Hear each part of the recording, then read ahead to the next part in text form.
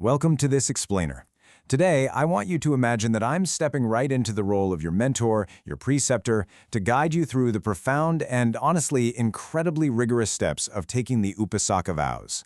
This isn't just some casual promise you make on a whim, it's literally the ultimate, life-altering commitment for a lay Buddhist practitioner. So prepare your mind because we're going to walk through the exact steps, the strict interrogations, and the ultimate choices you have to face before you can step onto the path to the Pure Land.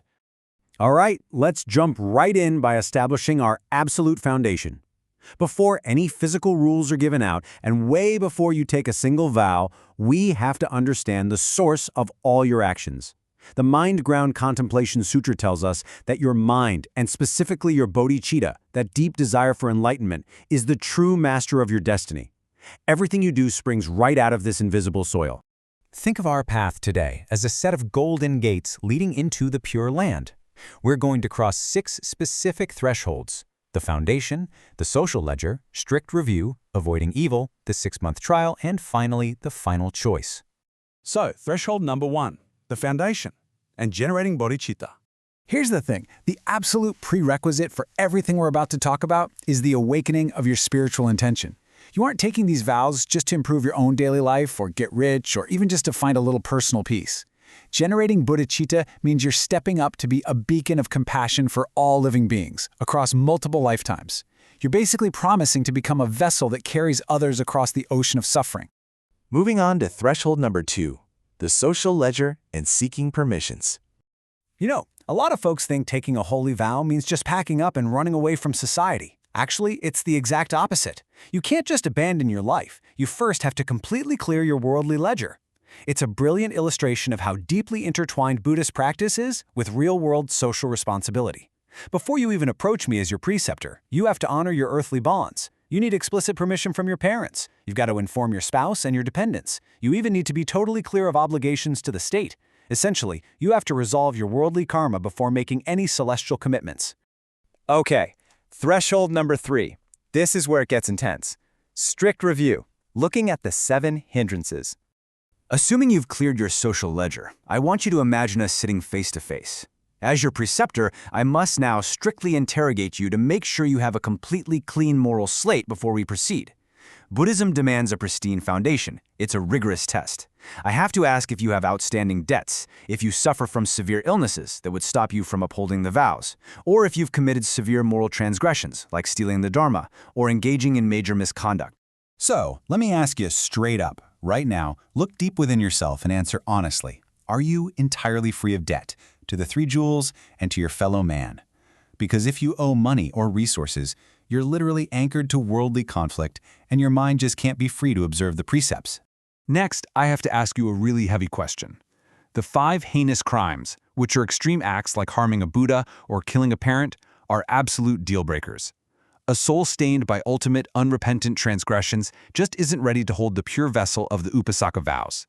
We absolutely must ensure the container is spotless before pouring in the pure water of the Dharma. And finally, your compassion absolutely has to start at home. You just promised to save all sentient beings, but can you actually care for the ones right in front of you? You've got to prove that you have the true fortitude and heart to care for those who gave you life and those who gave you wisdom. All right, threshold number 4, the commitment and avoiding the roots of evil. If you pass my interrogation without a hitch, we can move forward and lay out the strict boundaries of your new life.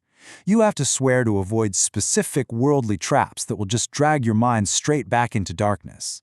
This means mapping out the physical spaces, the careers, and the social circles you must absolutely abandon. Why avoid the king's court or taverns? Why avoid selling weapons or hanging around deceivers? Because your environment totally shapes your mind. If you surround yourself with violence, intoxication, or deceit, your vows will shatter.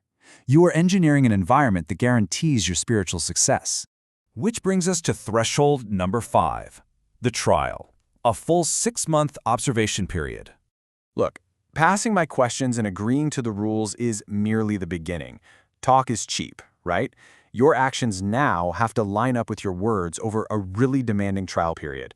For half a year, wise mentors are going to observe your every move. We call this observing the 4 daily postures, exactly how you walk, stand, sit, and lie down. We're looking for absolute mindfulness in every waking second, and only after 6 months of flawless behavior will 20 pure monks gather to formally grant you the vows in the karma ceremony. The whole point of this waiting period, it completely stops impulsive decisions. You can't just wake up one morning feeling inspired and take the vows by the afternoon. No way. This 6 months crucible guarantees that you deeply understand the immense gravity of the path you're walking. Finally, threshold number 6, the final choice, and the levels of commitment. Fast forward, the 6 months are up. You're standing at the final ceremony, and you're presented with a profound choice. The Buddha actually designed these vows to adapt exactly to your personal capacity, which is a brilliant showing of the Dharma's immense compassion. You don't have to be perfect on day one. You can choose to simply take refuge, acknowledging the Buddha, Dharma, and Sangha without taking on the heavy ethical rules. Or, if you're truly ready, you can step up and formally uphold the specific precepts that will rapidly accelerate your enlightenment. Depending on where you're at spiritually, you've got options. You can be a one-part practitioner, taking just a single precept, like swearing never to kill. Or you can push yourself to become a full-part upasaka, upholding all 5 precepts, no killing, stealing, sexual misconduct, lying, or intoxicants, without fail. And remember, taking these vows isn't about restricting your freedom. It's about adorning your spirit. The texts compare these vows to an unbreakable necklace of precious gems. They shield you from the karma that brings suffering, and they outshine any worldly wealth you could ever possibly accumulate. So, now that you've survived my interrogation as your mentor, you've cleared your social ledger, and you understand the profound weight of that 6-month journey, I leave you with this final, provocative thought. The gates are wide open. The path is laid out. How deep is your commitment to ultimate liberation? Are you ready to take the vow?